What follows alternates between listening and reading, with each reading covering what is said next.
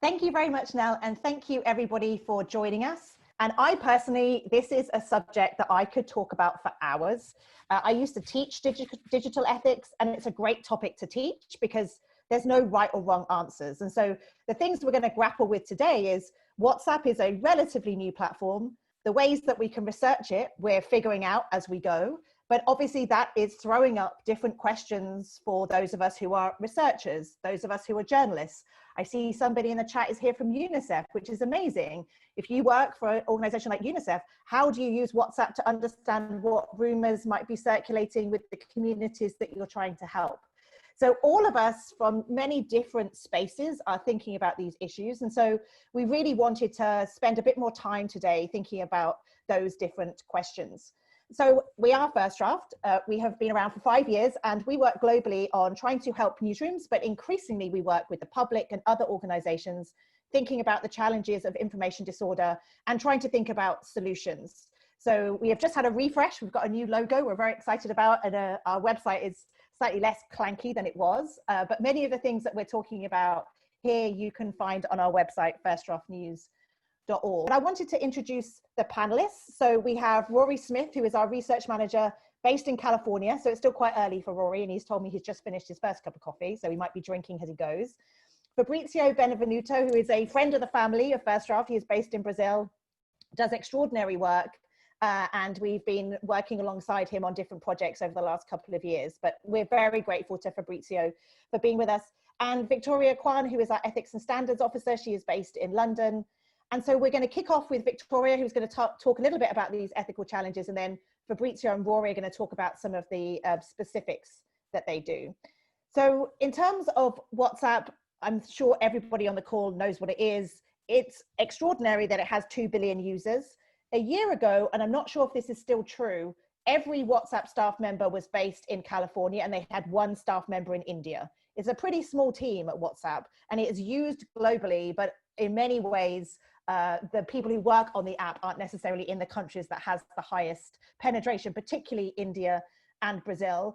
And what it means is that now we've seen in the last 3 years what Mark Zuckerberg called the pivot to privacy, but it's that people now, because they understand that social media is increasingly being surveyed by researchers and journalists and insurance companies and governments. And so people now want to be in spaces where there is encryption, and WhatsApp famously is encrypted, which means that the company themselves don't even know what's being shared on the site. And I personally believe that it's important that societies have encrypted spaces. I know that sometimes makes people feel uncomfortable, but I personally think it's important. But that's what we're going to struggle with today, which is, if it's encrypted, does it mean that we can research these spaces even if we can get into these spaces?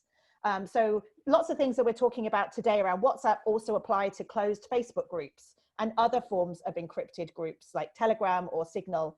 So again, we're focusing on WhatsApp, but it has the things that we're talking about are very similar for other types of groups. Great. Thank you so much, Claire. And thank you to both Rory and Fabrício for joining us for part 2 of our conversations on monitoring publicly accessible WhatsApp groups. Since your presentation 2 weeks ago, I've been thinking a lot about the challenges around using publicly accessible groups, for whether it's for journalism work, or like a research work, or advocacy work, or or educational work. I mentioned this in the last webinar, but I do some monitoring myself of a misinformation in Chinese language online spaces. And so understanding the role that WhatsApp plays in the spread of information across those diaspora communities has been absolutely essential for my work.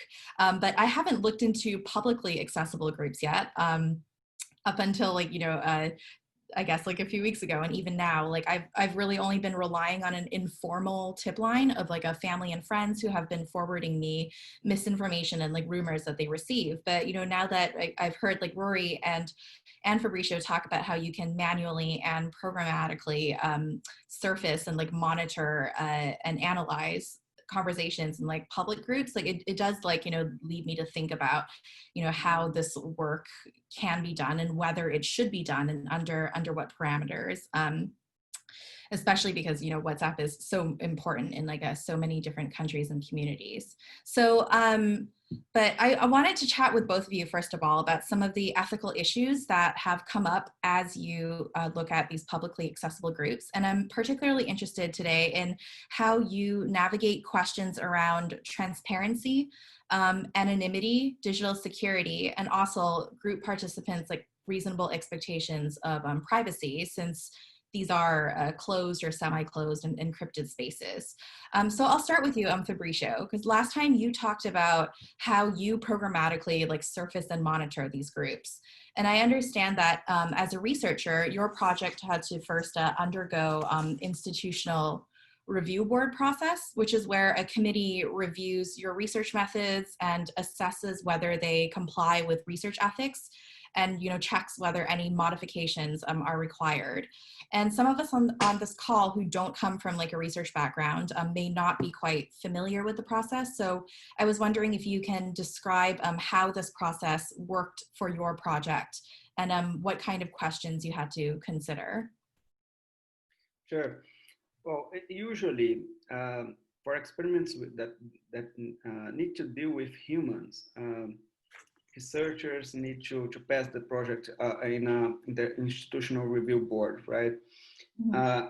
In our university here in Brazil, as I am from a computer science department, and computer science departments are usually do not run things on IRB, because usually we design algorithms and so on.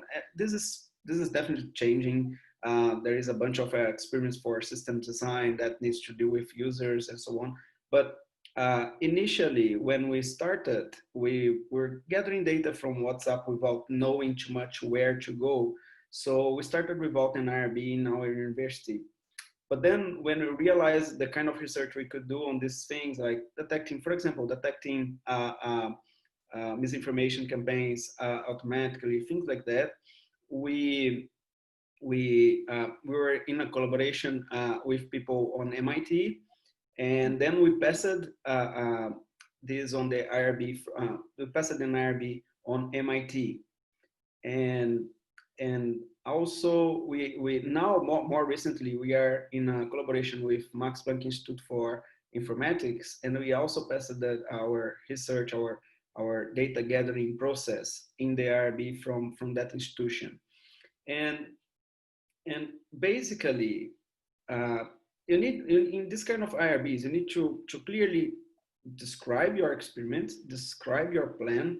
What in our case, we are gathering data, so we need to describe exactly what we plan to do with the data, and we need to clearly state things like we are not going to use this data in any illegal purpose. We are not going to monetize on the top of this data, and we are going to anonymize and protect users' privacy, and just work with the content. And in case we want to study the user, for example, if you want to understand how one user propagates a message to another, things like that, we are going to deal with anonymized user accounts. So need to anonymize first the data. So we clearly organized this in common. They have these things, but for the IRB we passed it on MIT.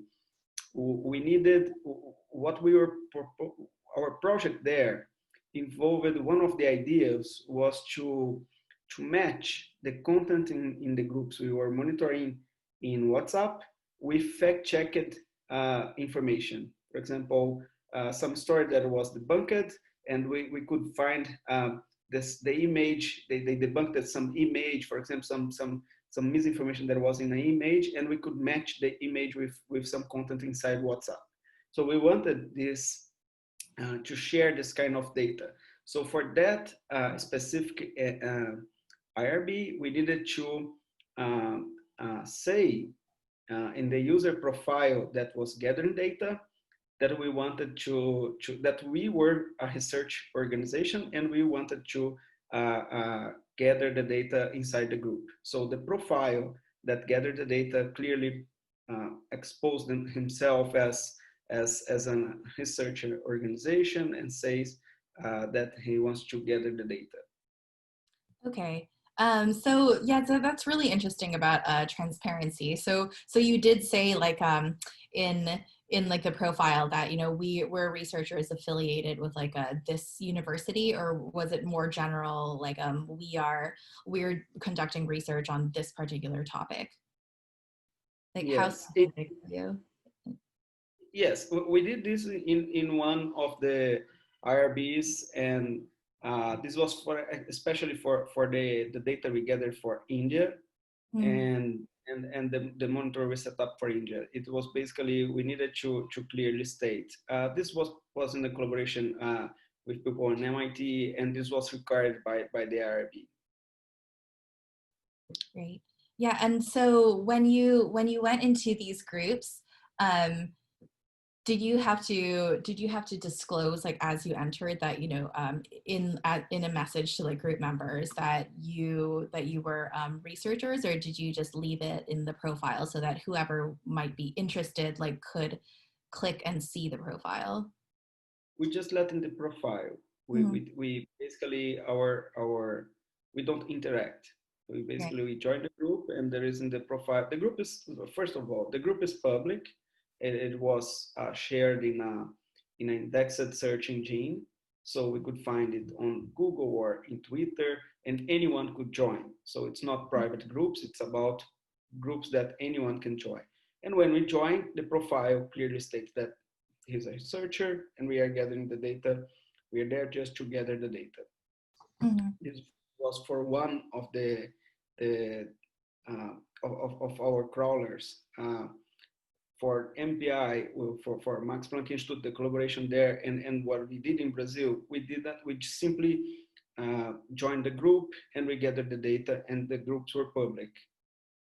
Great. And so that's a really interesting point about the groups being able to be located like through like public means. And I'm really interested in any discussions that, you know, your team had about like group members, like expectations of privacy. Like my understanding of it is that the group administrators can choose to make the groups publicly accessible by, you know, sharing like the invite link, but not everyone in the group may know that the link has been shared. Like my understanding is that it's not like every time the link has been posted, like there's like a notification or anything to group members. So if some of the group members think that the group is private, but it's like actually not, like I'm curious about what kinds of like discussions your team might have had around that. Yeah. First, we as researchers, we were committed to protect the privacy of the users in which we're monitoring the groups. And to do that, we anonymized the data, and we put this data in a system where that we shared with journalists and fact checkers, right? Mhm. So in this system, there's not the user name or anything that allow us to identify the user. Only the content that was shared, Okay. and and we choose to share only with journalists and fact checkers and journalists within an editorial line. And the second thing is we only shared the data that was getting, let's say, viral, that appeared in multiple groups. Mm. The idea behind this is that if the data is getting viral, it's appearing in many groups. It's not a private conversation anymore, right? There is some point here that that in which the data is not private anymore. It's not a private conversation because it's appearing in many groups. So if it appears in many groups, it might be of public interest, and journalism can actually check if that data is fake, and if it's affecting election, it's somehow being is a part of a malicious campaign or something like that. That was the idea. So we are not disclosing one conversation, we are disclosing things that were getting popular, and just the content. And finally, one big discussion that we had is that all these things are part of a system design that WhatsApp created and somehow could be fixed.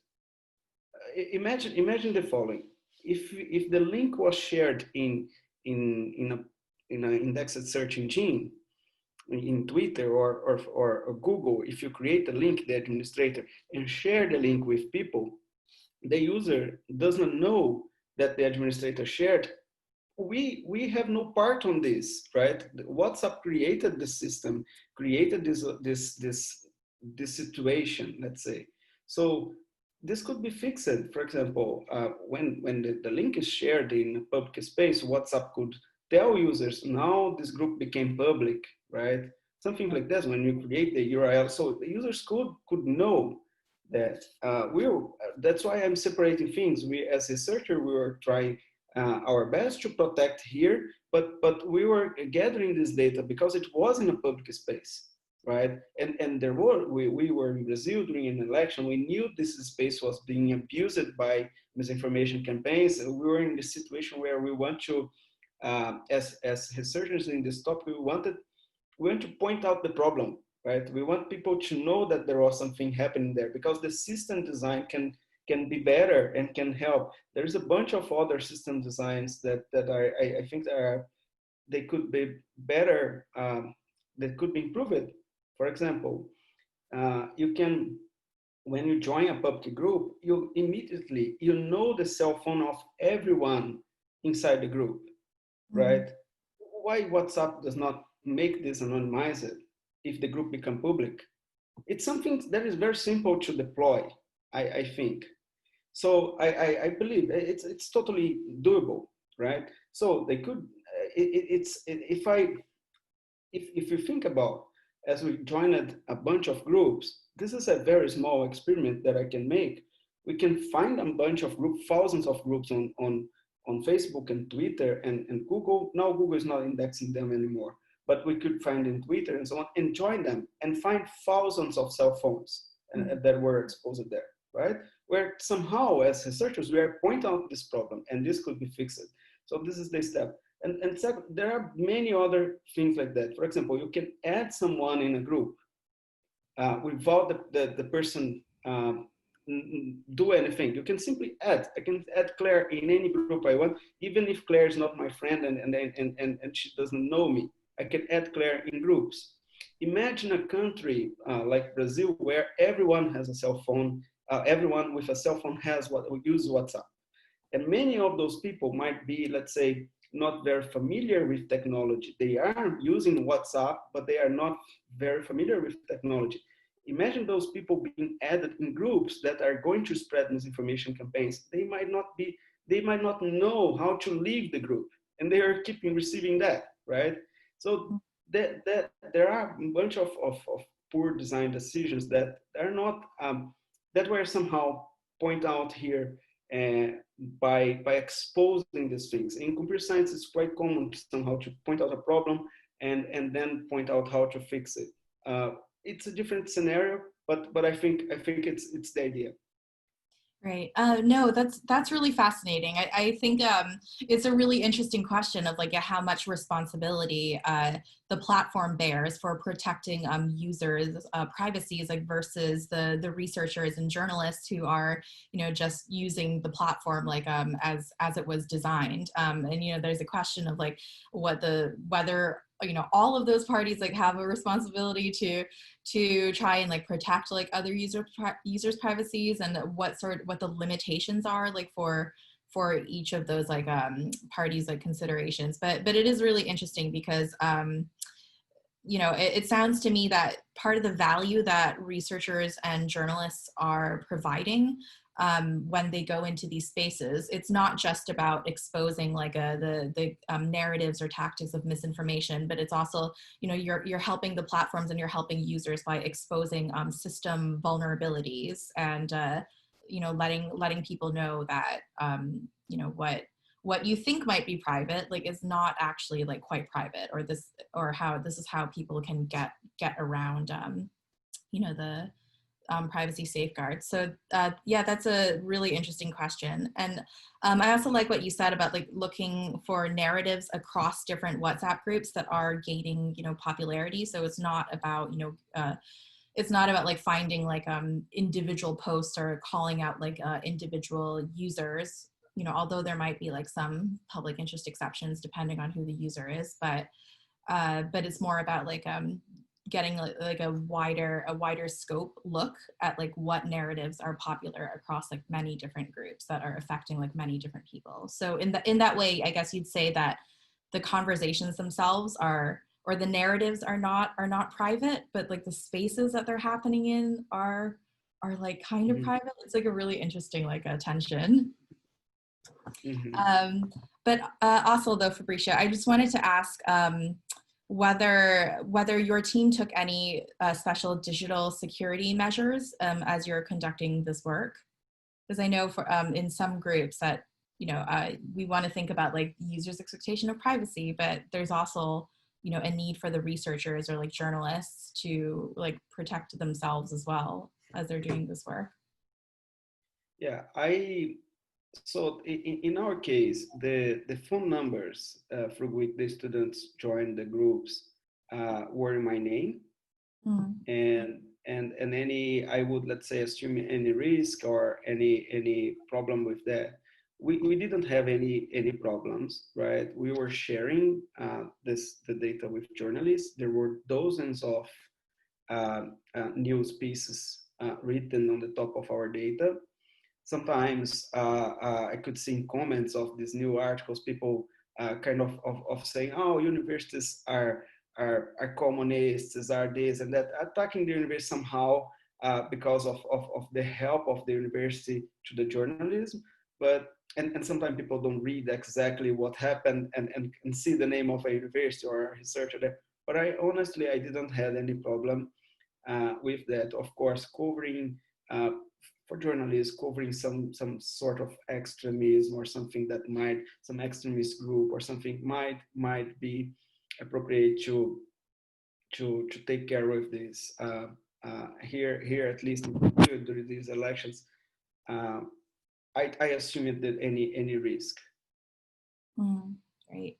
Yeah. So that's really interesting because at the last presentation, like Rory and you also mentioned that you took like some digital security measures, like as you're doing this work, like manually surfacing like WhatsApp groups. So I just wanted to bring you into the conversation and like chat a bit with you about, you know, how that worked for you and what sorts of like considerations you undertook. Yeah, well, I used my own phone, which isn't a great idea. Again, unless you want just bazillions of messages exploding your phone.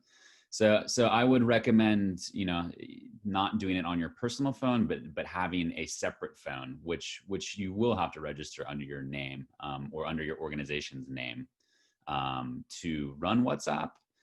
And then again, I mean, the issue is that we have to be honest in a certain sense. So what Fabrício is doing, what I'm doing is we're watching, and we're not interacting necessarily with anyone in the groups. However, if anyone does reach out and ask who I am, in my opinion, I think it's very important that we're frank and candid about who we are, one, and what we're doing in that group. And if there's an issue, then, you know, at least they know who we are, and we've been honest and transparent about what we're doing there, right? And again, I think this goes back to kind of the public interest argument, and not necessarily, I mean, I wouldn't say the moral high ground, but in a sense, it is kind of the moral high ground, because we are what Fabrício and what we're doing at First Draft is monitoring for misinformation, which can be quite harmful, especially in the midst of a pandemic or during an election campaign. So yeah, I mean, again, being as transparent as possible. What was also interesting was that I think we underestimate the amount of policing that actually happens within these WhatsApp groups. So I was actually expelled without ever, like, again, I don't communicate with people in these groups. I'm there kind of just, you know, vigilantly kind of watching. But within these groups, administrators, other people will just eject you if your number, for example, isn't in the area code that this group is from. So my number right now is Swedish because I was living in Sweden for a long time, and that tended to confuse a lot of people in groups that I was monitoring. So I was just kind of ousted immediately. So again, it rarely happens that people will actually reach out and ask you questions, but that transparency component is very important. And in terms of security precautions, yeah, that's why I would probably recommend having a phone that's not yours to monitor this, so that if you do encounter problematic people that start threatening you, at least they don't have actual details of kind of your own personal details necessarily, which you might have attached to your personal phone. Yeah, that's really interesting, because I tend to think of like transparency as sort of like not like a yes or no, like on and off switch, but almost like kind of, something that happens on like a continuum, like depending on who you are and depending on who are the members of like the group that you're trying to monitor.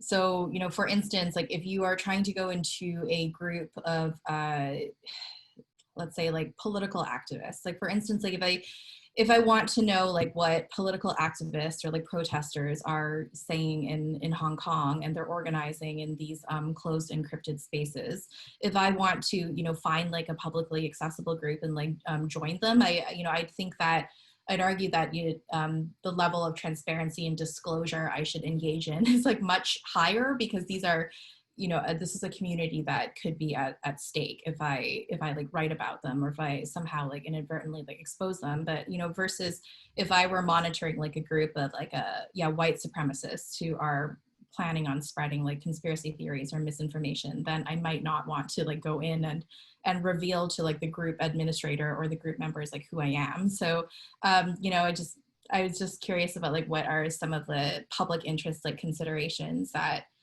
you might take into account like when you go into these groups, like beyond just saying, the work is in the public interest.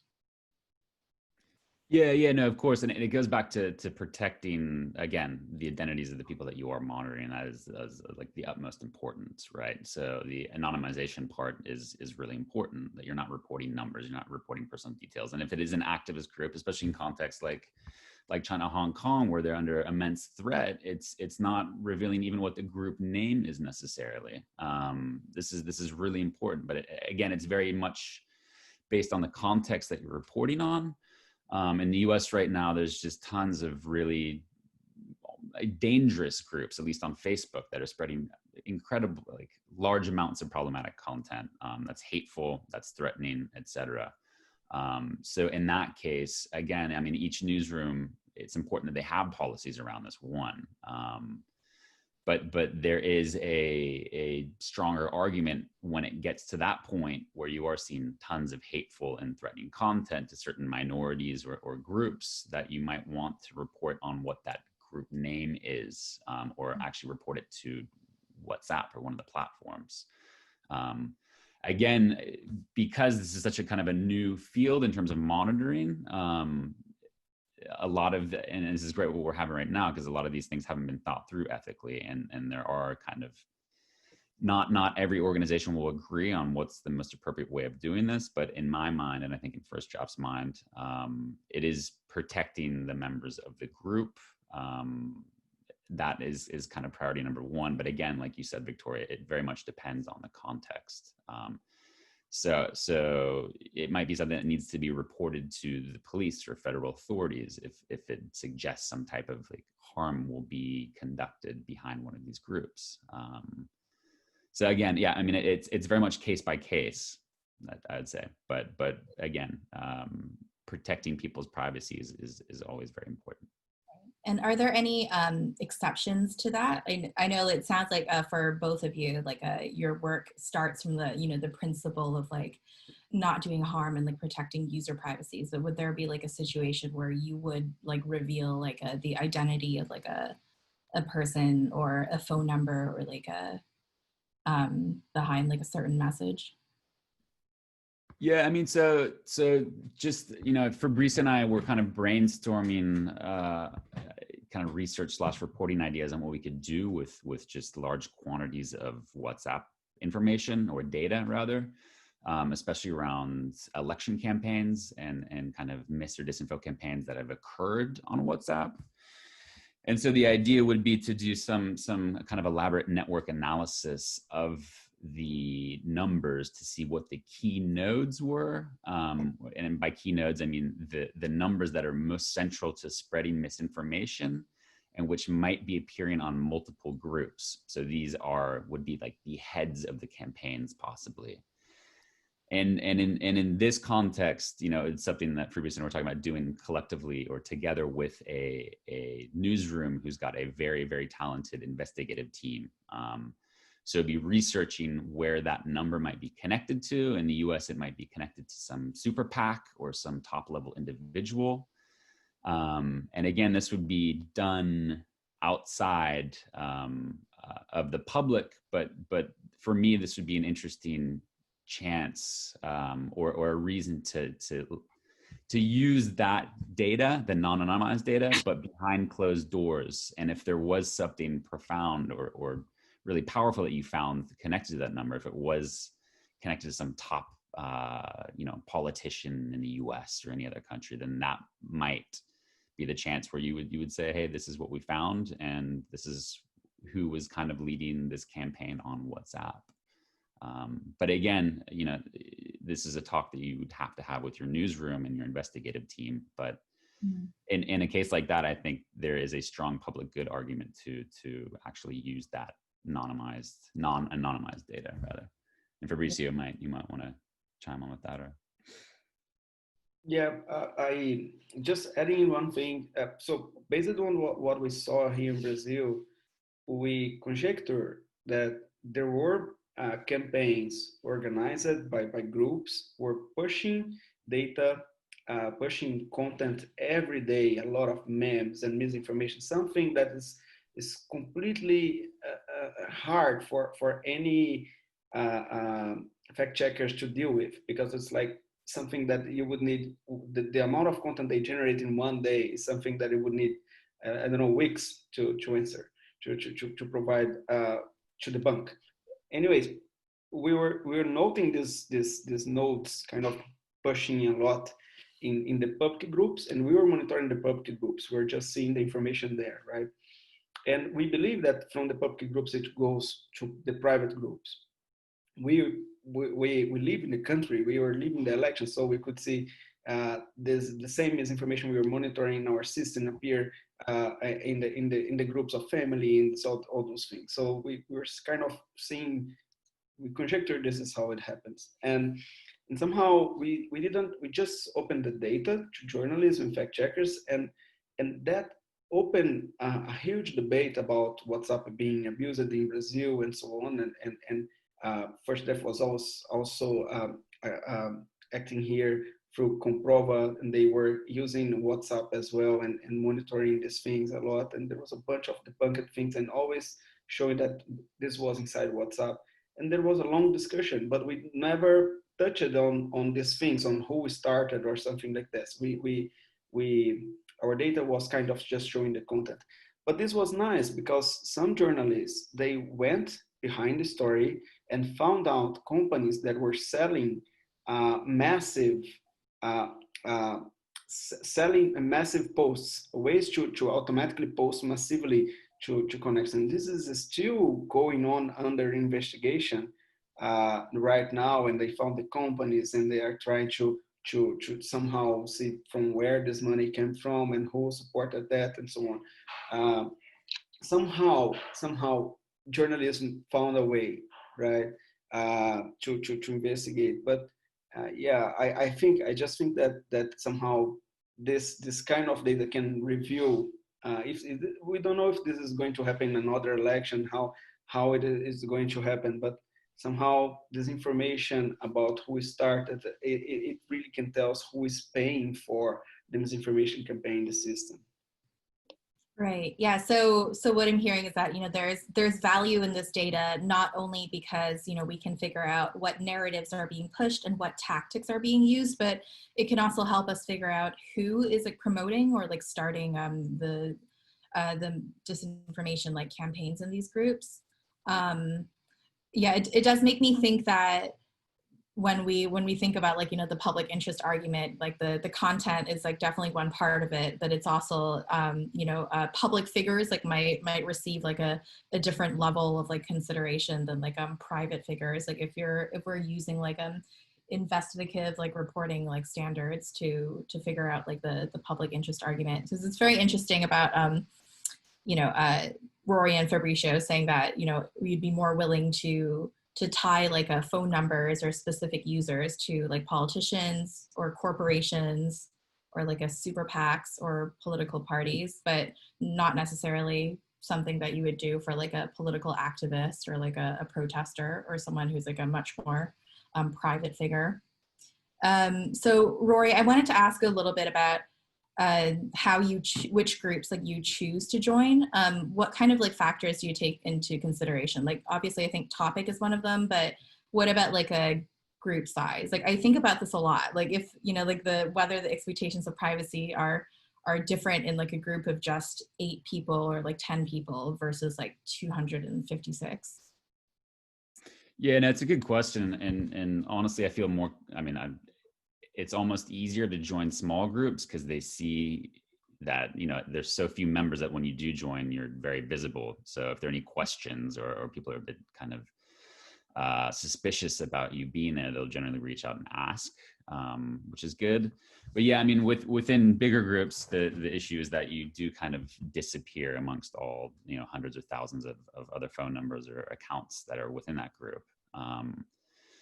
But yeah, honestly, I don't necessarily take size into consideration, just because when we are indexing and finding these groups on Twitter and on Facebook, we don't necessarily have the luxury of doing that because, you know, a lot of these groups unfortunately are private groups. So we're not joining those; we're joining the quote unquote public ones. So whilst it would be good to be able to say, hey, I just want to join, you know, groups with many people, because it generally it's a better representation of what the discourse or narratives are. It's oftentimes not an option. So we kind of deal with the groups that are publicly available and you know, publicly indexed on Facebook and Twitter. Great. And so as someone who's had experience working like both as a journalist and as a researcher, what are like the main questions that you would recommend people ask themselves before joining these groups? Yeah, I mean, the beauty about this is that, you know, I think journalism and research they become one and the same in this, because we're using essentially the same methods that researchers are doing when we're doing these digital investigations. But in terms of questions, it's like I would always have a purpose in mind. I would have an investigative line in mind. It's like what exactly are you looking for, particular? So you need to have these questions hammered out beforehand. Otherwise, it's quite easily kind of be derailed, and your whole project becomes kind of amorphous, and you just start following everything, which I don't think is the most responsible way of doing research or journalism. So it's definitely having a clear idea of what it is you want to be gathering, or what kind of information you want to be looking at. And in my experience doing this, it's always been, you know, issue related. So for a long time it was coronavirus, and we were monitoring for what were the kind of dominant narratives, and especially like the dominant false narratives, or what were the dominant kind of misinformation tropes. And then in the election, you know, Fabrício and I are working together on this. It's much more broad, just because we don't necessarily know what the WhatsApp kind of ecosystem looks like in the US. So a lot of this is exploratory. And then once we have a better understanding of what it looks like, just because WhatsApp isn't as popular in the US, especially within like English speaking parts of the US, whereas it is popular within the kind of Latino and Spanish speaking parts of the US. Once we have an idea of kind of what this WhatsApp ecosystem looks like, then we can kind of further kind of hone in on specific kind of wedge issues or content that might be kind of a host or a hotspot for misinformation. So again, it's kind of a snowballing approach initially, and then really honing and fine tuning your search to look at specific groups that are likely going to be quite problematic in the spread of misinformation. Right. And would you consider what you're doing when you put on your journalist hat, would you consider it like undercover reporting? So I might, Claire will probably disagree with me here. I'm more liberal about this just because I think when reporting, I think Facebook groups, public groups, are more problematic than actual WhatsApp public groups, because WhatsApp public groups are shared on Twitter and Facebook, where oftentimes Facebook public groups aren't shared on Twitter or Facebook. So it's almost more of an invitation of sorts. And again, like you said before, Victoria, people in these groups aren't necessarily privy that these groups are being advertised, but nonetheless, they are available and they are being spread on Twitter and Facebook. So I don't necessarily have any qualms joining them, but yes, in a sense, so I stop rambling here. It is, you are kind of doing investigative journalism, and that's why it is so important to be transparent and to be honest with what you're doing all the time, because you don't want to jeopardize your organization, your newsroom, and this can have real impacts on people too. If people think they're being spied on, this is not what we want to be doing. Right. Like, these are really tough questions. And I think it's hard too, because, we're like, I feel like, researchers often have a much longer time frame in which to conduct their work. And whereas like journalists, like their expected turnaround time, like might be like much shorter. So sometimes, the incentives or like the precautions that they can take like within a very compressed like time frame, like, those concerns like might look very different. So you might ask yourself like different questions, or you might choose to do things like a little bit differently here or there. So that's why, I was just curious what your take was on that, since you've been in both worlds. All right. So finding publicly accessible WhatsApp groups. And this is something that we can all do as journalists. And it's quite easy. And I will run you through how we're gonna do this and how it's possible. Recommendation number one is get your newsroom or research institution to purchase a burner phone that can be used exclusively for WhatsApp monitoring. Don't make the mistake I did during coronavirus and use your own phone unless you want to get thousands of toxic messages per day. Don't do that. So step number one is navigating to the web.whatsapp.com feature of WhatsApp, which is essentially the desktop version of WhatsApp. So navigating there will get you to this screen here in particular. Now, once you get to that screen on your desktop, you want to open WhatsApp on your phone and then navigate to the settings and select WhatsApp web.desktop. And then you can scroll down to the bottom of the page and select the scan QR code. And as you see this, the back on this page, you have the QR. And then essentially you just use your phone to scan the code, and WhatsApp for desktop will open. And it will look something like this. Obviously, I've blotted out the messages and people there for kind of just privacy concerns, but essentially that's what the setup will look like.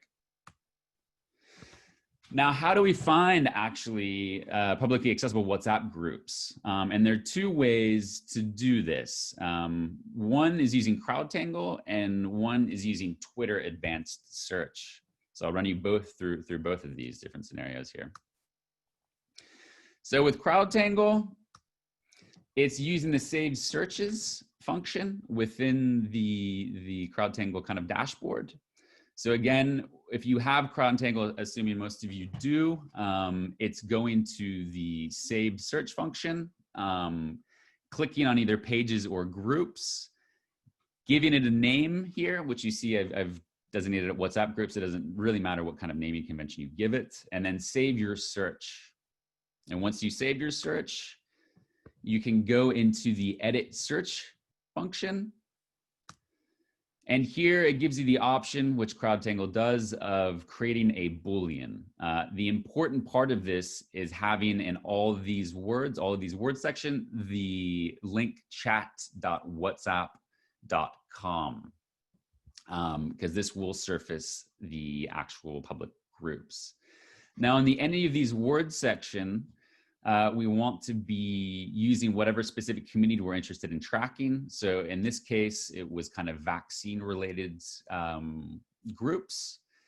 And it you know, irrespective of what you want to look at, it's important to have like finely tuned key terms and generally a broad set to service as many groups as possible. And then once you have this in place, you save your search and it will come up with a list of groups here. And again, the beauty about CrowdTangle is it gives you many different kind of filter options. So if you're a journalist in France, you would probably want to select the country or at least the language to get kind of groups relevant to your particular context. And then you can search within a specific time frame, or you can pull it back and look over the last year to kind of surface as many groups as possible.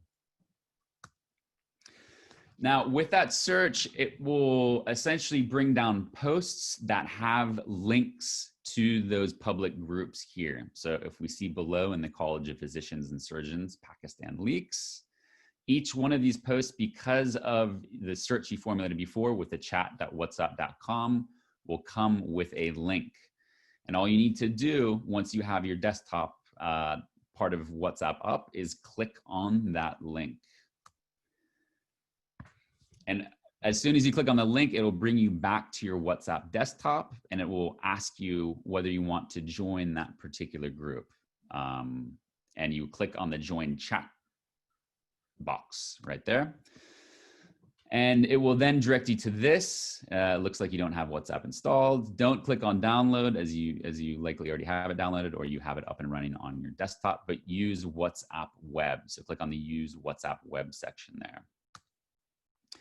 And then this will pop up and then you simply click on join the group and voila, you've officially joined a public WhatsApp group that tracks kind of vaccine content. And in this case, it's in Pakistan. But again, the more specific you can get with your filters, the more you can kind of hone in a particular region or at least a language group. And essentially the more groups you join, you'll have all of them on the left-hand side. So you have a long list of groups and messages will pop up and appear on your kind of WhatsApp web desktop setup as they come in the groups themselves. Now, CrowdTangle has offered a new search function, which is a bit more intuitive. And you can do the same thing here. So instead of doing that kind of elaborate and non-intuitive Boolean search, which is part of the old dashboard, you can use this. So in this case, I took 5G as an example. So we have 5G or 5G or 5G. And again, the most important part is that we have chat.whatsapp.com. And so searching that comes up with a host of different groups. So groups discussing 5G in Italy, in Peru, and another one in Tapachula, which I'm assuming is Tapachula, Mexico. And the beauty again of the new search function as it allows you to look in pages and groups at the same time. Whereas in the old part of CrowdTangle, you had to do search pages individually and groups individually. With this setup, you can search all of them kind of, or both of them collectively.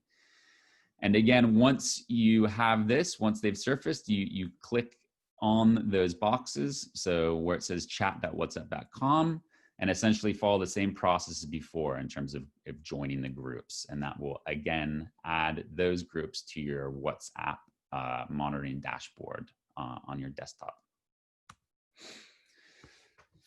Now, you can also do the same thing on Twitter, and Twitter arguably provides kind of just more data in generally. So it arguably will service more groups with Twitter.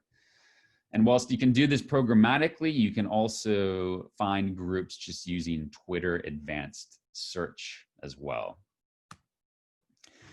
So here we have, this is what Twitter Advanced Search looks like. If you just search Twitter Advanced Search on Google, you'll find this and it'll redirect you to this. And again, it gives you a kind of Boolean type of search arrangement similar to CrowdTangle, where you search for all of these words, which would be the most important part, again, is searching for chat.whatsapp.com. And then where it has any of these words, this is where you'd kind of add in the different search terms that relate to the specific beat or topic that you're covering. So again, I took the example that we used before for vax, vaccination, vaccine, vax. Obviously, this is very general and can be kind of built on or extended quite elaborately. But for the sake of this, I've contained it to just those. And again, it gives you all types of different filters. So for this instance, I looked at English, but again, you can filter it down to whatever language you're interested in looking or that's relevant to the country that you're in or kind of the community that you're covering. So in the US, for example, you might want to input a bunch of kind of key political terms. And given that WhatsApp is used quite, or it's quite popular within kind of Latino communities in the US, you'd probably want to search in Spanish as well to see what the conversation is going on within Spanish communities in the US. And again, so that's the Twitter advanced part. If you look below where it says chat.whatsapp.com, and then it has kind of parentheses, vax or vaccination or vaccine or vax and language, :English. That's another way of just searching directly within the Twitter search bar. That's kind of the general Boolean formula that you would use, or that this translates to when just using the general Twitter interface. So again, once you've input that, you will get a list or a feed of groups that contain those keywords and direct you to WhatsApp groups. And so in this case, if you select the bit.ly group, it will run you through the options before. So it will ask you to join the WhatsApp group. And you'll go through a similar process to what was detailed before. So you essentially just click join, and it will pop up on your WhatsApp desktop again. So sometimes they're hidden in bit.ly links. They don't necessarily have to say chat.whatsapp.com, because as you guys know, more and more people are using kind of link shorteners. So those chat.whatsapp.com and specific kind of group identity numbers can be just hidden in a bit.ly link. So you can access them through that too. And so that was kind of a run through of what you can do and how you would be monitoring that. And essentially the more groups you join, the better. And you'd have that dashboard of sorts set up, similar to kind of a tweet deck, but it would be kind of a tweet deck for WhatsApp groups, essentially. And again, a few recommendations for doing this would be, obviously the more keywords and key phrases that are particular to your beat, the better, because it will search more broadly across Facebook groups and pages as well as kind of Twitter, and use the filters that kind of CrowdTangle and Twitter offers, as they are incredibly helpful. And again, they can kind of really hone in on whatever it is that you might be kind of covering. And when kind of surfacing these groups and monitoring them and finding suspicious content, I think it's always really important to keep a spreadsheet of links and images.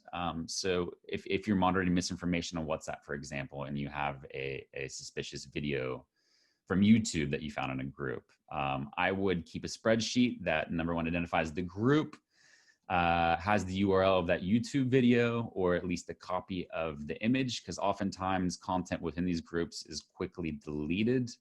But that doesn't mean the content hasn't, reached many eyeballs at that point and possibly spread from there. But if you don't do that kind of data and that nice, or the metadata you would be using to report on would disappear, and you wouldn't have any kind of copy of that, because there's no kind of wayback machine for WhatsApp, unfortunately. And there are ways to kind of programmatically expedite these searches with CrowdTangle's API and Twitter's API. Fabrício will get into this in more detail. But if you do have kind of a tech or data savvy, program savvy core or part of your newsroom, that would be something worth investigating too, just to kind of really kind of crank up the snowballing process around surfacing these groups and then adding them to the dashboard.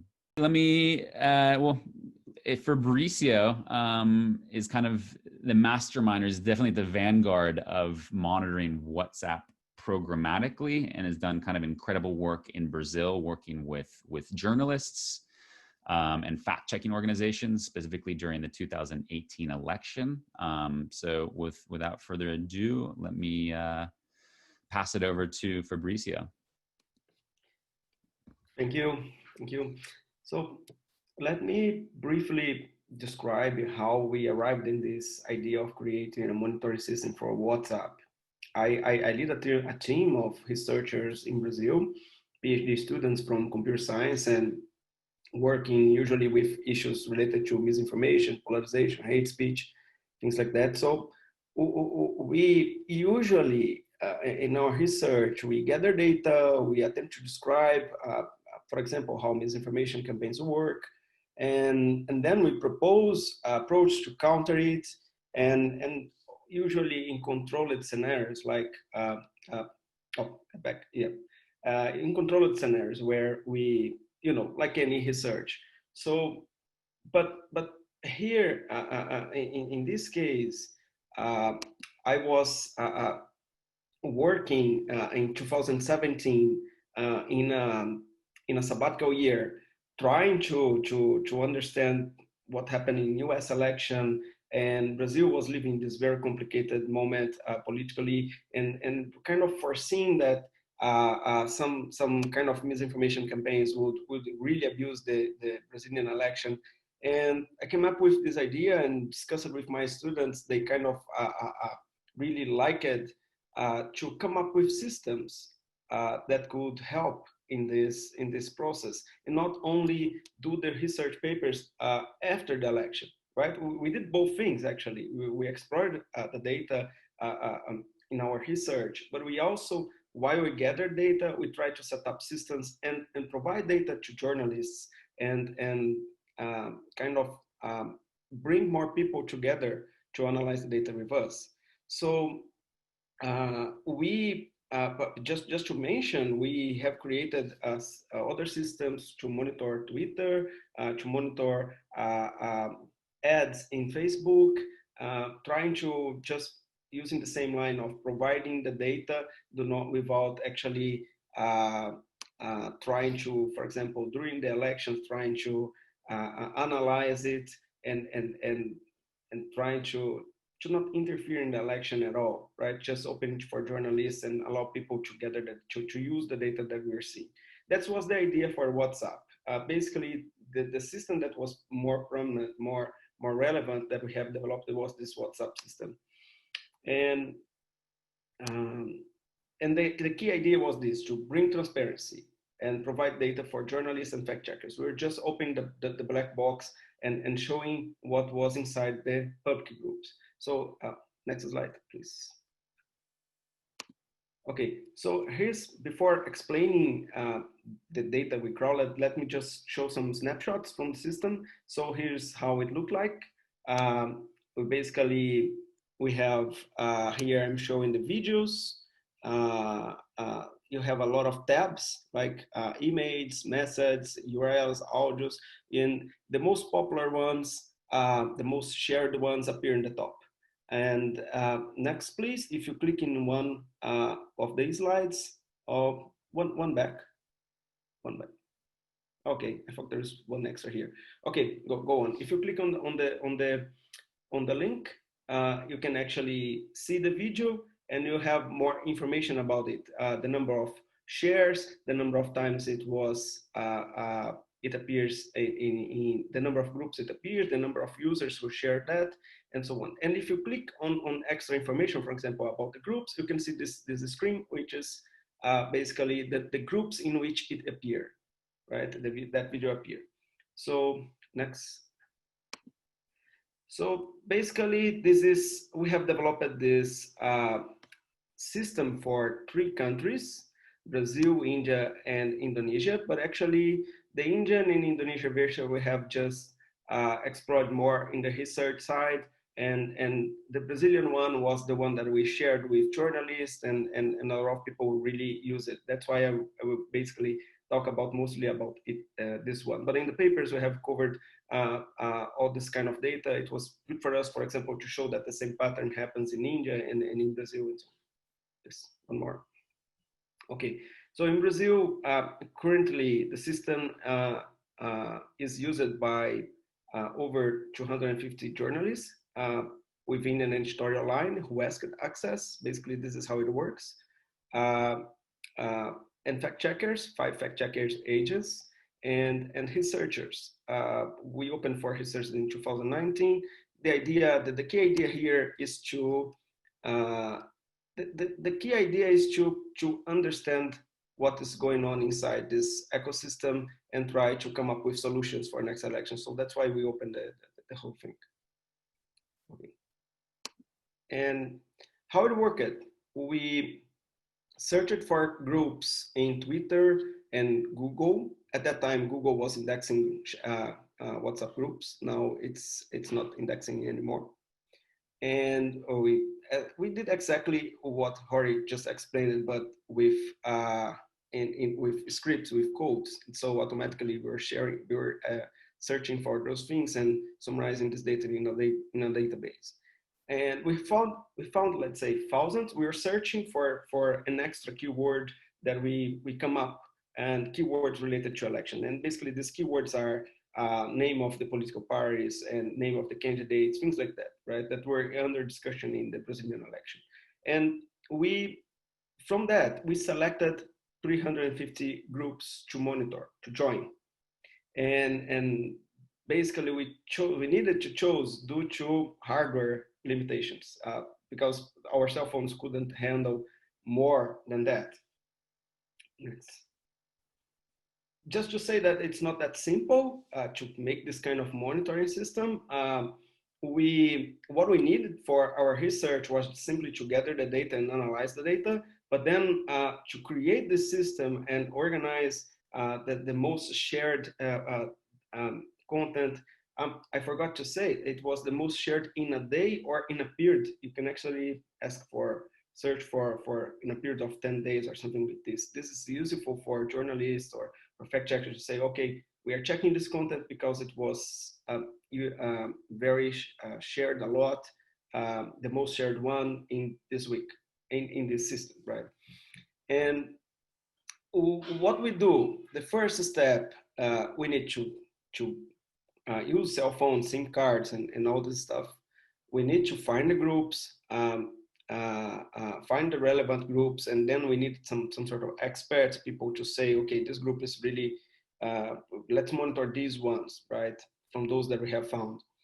And we can export database automatically, process the data, but usually, imagine WhatsApp, we crowd from things from WhatsApp web, and WhatsApp just changed their interface from time to time, and then we need to redo our crawls. It's not that simple, like crawling Twitter API or something like this. And after that, we need to process the data, remove anything that allows to identify users. So we anonymize everything. And we download images, videos, audios, and then we need to group those that are similar. We run some hash algorithm to kind of join this content that are very similar. And then we put this in the WhatsApp monitor and open a login page for those we have created accounts. So you can imagine how my students have worked on these things during an election, like with people asking, oh, why the monitor is not running right now, things like this. So the first use here, it was June 2018, and there was this huge trucks driver strike in Brazil. And basically, at that point, we already had the data, and then we shared with people from BBC just to see if this could help us to. We kind of finished the system at that point to show them, take a look and see if this has useful information, because there was this rumors that the strike was completely organized through WhatsApp. And we learned a lot from that, because there was many situations that the thing was completely organized, that there was a bunch of misinformation related to that. And and it was, let's say, the first use, and it became clear that it would become some sort of a weapon during the elections, which were in 3 months later. Okay, next one. So this is a GIF, an image from the Brazilian president. He made the video sometime later, showing the groups he had in his cell phone supporting him, and kind of making fun about the amount of groups he was in this cell phone. If you're not familiar with WhatsApp, every time a message arrives in a group, the group jumps up to the top. And that's why you see so many groups going up, and then because he's in many very active groups. And it was becoming clear that there would be people automating campaigns, misinformation campaigns at that point in WhatsApp, and our system was there already running. So next one. So there were many journalists who asked access to our system, and we shared that with a bunch of people during the election, and many fact check stories come from the system. I selected two here that I think that really help us to understand the misinformation strategy. Right. So the first one just described what she saw in an entire week browsing the system, just 1 week of data, and kind of checked audios, videos, and what they were about. So I was learning with all those things, right? I was just sharing the data. So I was reading this with a lot of interest. And the second one is the one in the right is a news from Lupa, fact check agency in Brazil, and they checked the most popular emails 1 month before the election. And surprisingly, the most shared ones, just the image, they are not about the candidates. They are more about divisive content. See, just saying a picture of Jesus kissing a man immediately divides people, those that are very religious, to those that kind of defend LGBT causes, and there is a bunch of all those things. So it was more an engineered kind of campaign that tries to divide, right? And we saw this in a bunch of images and a bunch of things, and they summarize very well. So next one, and we collaborate with people from Lupa, and they checked a large data set of images for us, and then we used this in a paper. See, 88% of the most shared image during this electoral period, which is basically the period before the election, they were fake or misleading. 88% of the top ones, of the most shared. And there were some new things here, because we are used with fake news are not usually, we are not used with fake news in memes, right? In images or something like this.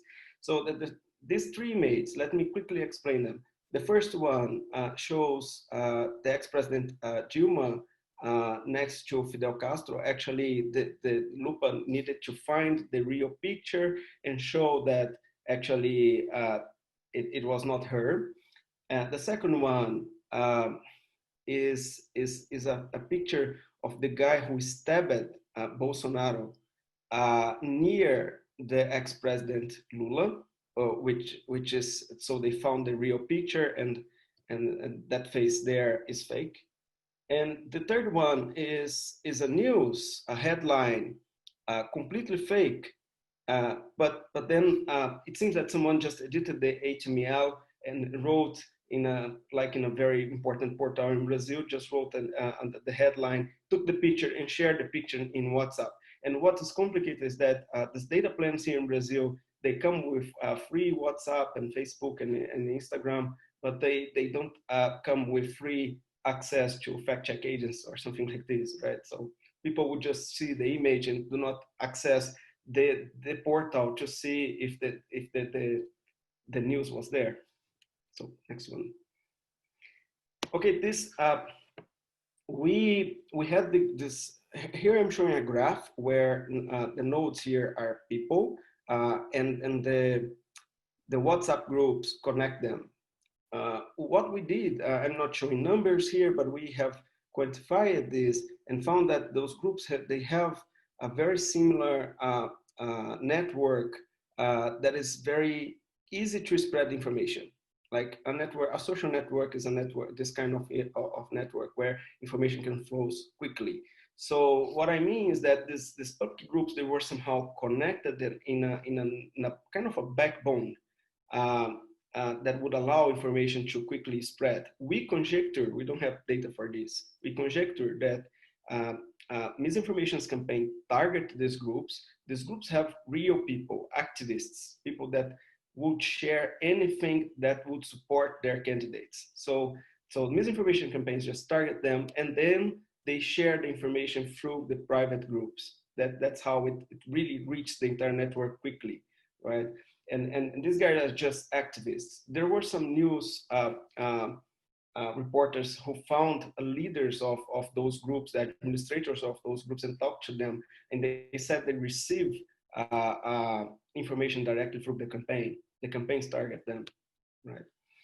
So, okay, next.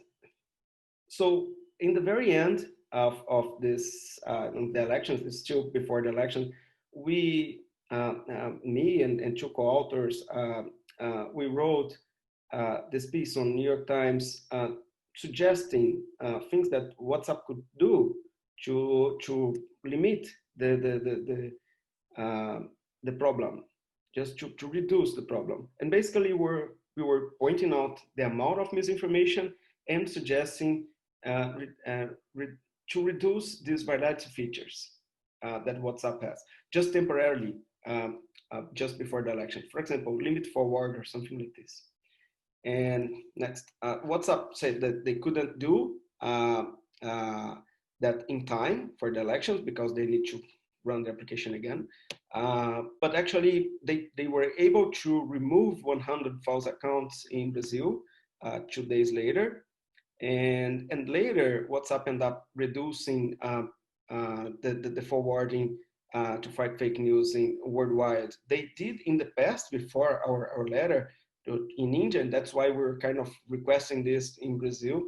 They end up doing this, and they also did something interesting, for example, in Spain, where they suspended some accounts even before the election. So it's a kind of, I'm seeing this as some sort of adversarial fight. So the lessons we learned in Brazil kind of helped to prevent some problems in the future in other elections. I still don't think the things are solved, but it was a progress. So in a recent paper in the next year, in 2019, starting more heavily on the research and less in the application, and because it was after the election, right? We used a model very similar to this COVID-19 models that people use to explain how the virus can spread. We were actually, for us, a virus was a misinformation, and we were using this network we had of public groups to see how fast it could spread. If we change parameters, it was a simulation. If we had something more viral, if we have limitations on the forward, if we have made a bunch of simulations on that, and our conclusion was that limit forward can work, really work, helps to reduce the propagation. But actually, when the content is very viral, it was not sufficient. So WhatsApp ended up doing an extra change after some time, reducing the limit to forward to 1 when the content is very viral. We don't know exactly what the definition WhatsApp used for viral, but it was something in the same line we have suggested here as well in this paper. So, okay. And okay, after the elections, we were thinking we would just work now with the data we had and doing a bunch of papers on the top of those data. My students were kind of happy that the election has passed, and now we could do research, and then at a certain point there was a situation here that became clear that the WhatsApp groups would continue to be used for activists, and they were still spreading a lot of misinformation. Here's the situation. After slashing the federal universities' funding, the Minister of Education accused the universities of making a mess. There were some very hard words towards professors and students that saying that they were just doing a mess in the universities.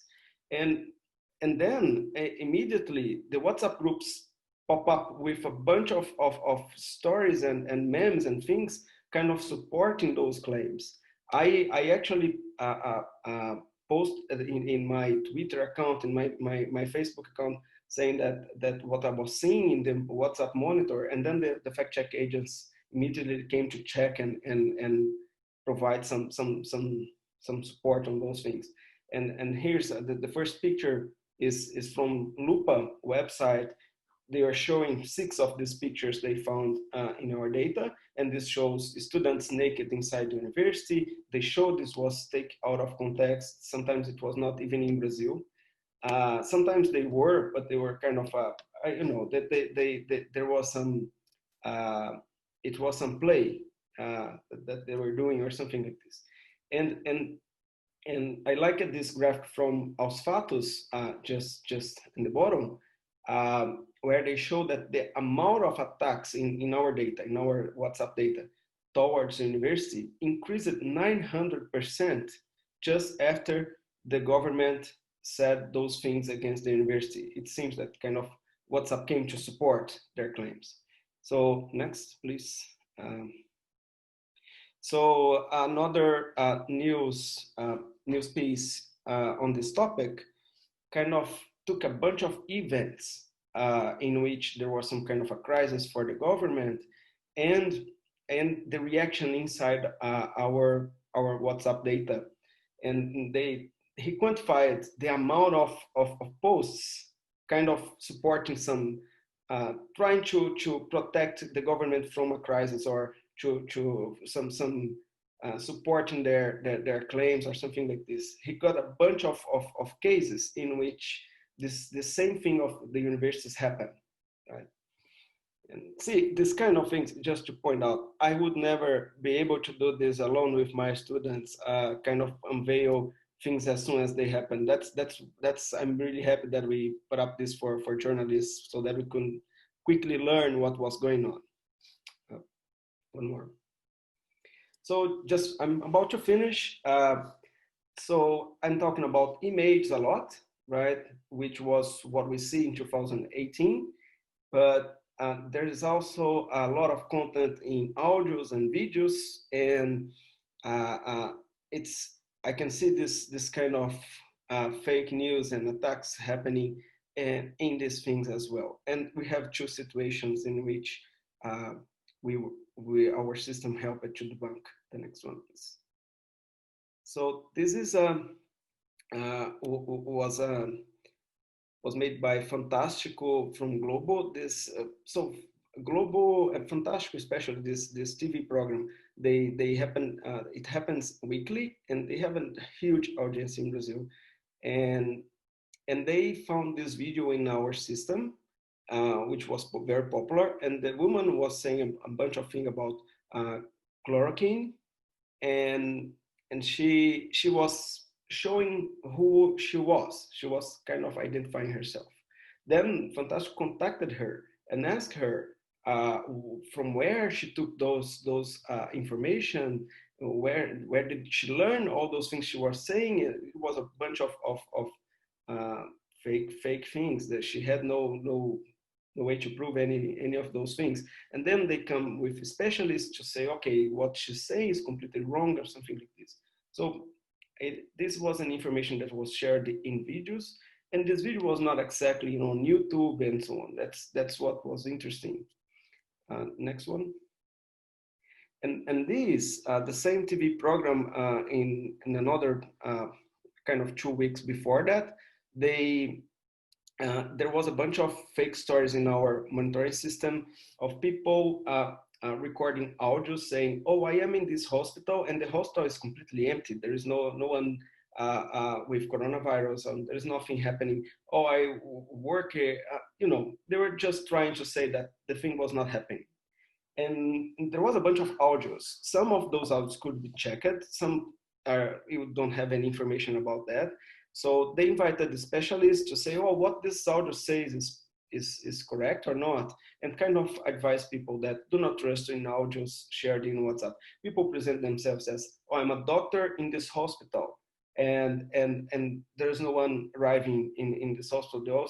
The hospital is empty. What TV is showing is fake. And then they contact the hospital, and there is no one with that name as a doctor in the hospital. Things like that, right? So yeah, fake news on audios. That's my message here.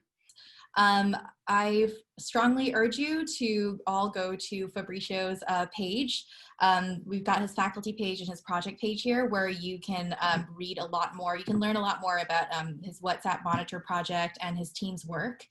We've also included here some links to the papers he's written about misinformation and audio messages and images shared in WhatsApp groups. And we'll share these links with you in our post-webinar email as well. Additionally, we wanted to let you know about some of First Draft's resources for navigating the information ecosystem during these times. We actually have released 2 free courses about dealing with coronavirus information specifically. One course is geared more towards journalists, and we also have one called Too Much Information, which is geared more for the general public. And our main coronavirus resources hub is available at firstdraftnews.com/coronavirus. More generally, we've also just launched a free SMS course called Protection from Deception. And so this course provides tips for protecting yourself and your community from online misinformation. So the idea is that if you sign up over 14 days, you'll receive 1 text message every day. And each of these texts will teach you, why people create and share false content or commonly used tactics for spreading misinformation, how to verify images and how to verify profiles, and how to talk to your family and friends about misinformation. So I highly recommend it. I did it and it was really great. I think we also have it available on a WhatsApp as well, although I think that's in beta phase. So we recommend using the SMS. And to see our future webinars, you can go to First Draft's webinars page. We've got one coming up on Tuesday, July 28th called Verification on the Go, How to Use Your Phone to Verify Online Material. So that's really exciting because I do most of my monitoring and verification on a laptop, but there are times where I'll be on my phone and my mom is WhatsApping me asking me to if something is true or not. And so how do I quickly verify and send her the information before she forwards it? So to learn those tips and tricks, join us on July 28th. And so thank you so much for joining us, and I'll hand over to Claire to wrap up. Yeah, I just wanted to thank you all. This was a great conversation. I mean, I was left thinking again, Rory, about that transparency question, which is, we're talking a lot here about misinformation and being transparent, but if you're trying to do an investigation around hate groups, and let's imagine that you are a journalist or a person of color, that same transparency has to be balanced with your own safety. So, I mean, I would love to continue to talk about this forever because there's so many elements to this which require newsrooms and other organizations to really think deeply about these challenges. So I want to thank you. I found this conversation really, really helpful. So thank you for your time. Again, Fabrício, we know you're very busy planning for the next semester, so we really appreciate it. And thank you to everybody for watching. Again, please follow up with all the resources. We are going to continue talking about this for a very long time. So again, thank you, and we hope to see you again very soon. Bye.